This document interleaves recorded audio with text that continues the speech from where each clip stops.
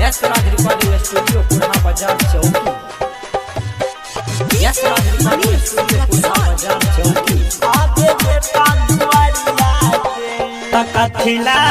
दूसल छही गे मैया आगे बेटा दुआरिया गे कथिला दूसल छही गे मैया आगे बेटा दुआरिया गे आगे बेटा दुआरिया गे ये मैया बलका दुआरिया गे तब तोहर पूजा बहु हम चरनिया मैया आबे दुआरिया गे तकथिला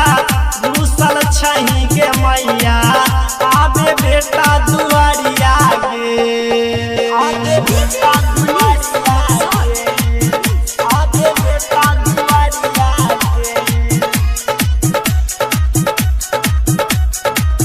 आबे बेटा दुआरिया गे तछही सातो सुर के रचैया अखिया दर्शन ला देखै छौ रहिया के बिना वाली अखिया देखै छौ रहिया मैया गे तछही सातो सुर के रचैया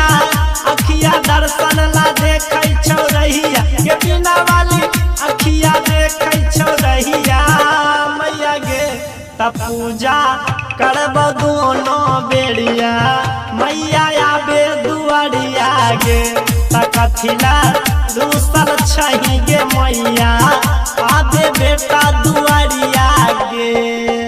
आबे बेटा दुआरिया गे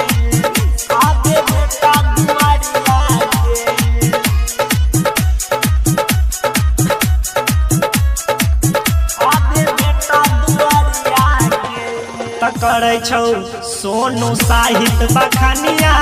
राजा या पाची सुनाबौ भजनिया गे बिना वाली राजा सुनाबौ भजनिया मैया गे तकरै छौ सोनू साहित्य बखनिया राजा या पाची सुनाबौ भजनिया गे बिना वाली राजा सुनाबौ भजनिया मैया गे त होई के हंसबा पर सबरिया आबे बेटा दुआरिया गे त होई के हंसबा पे सबरिया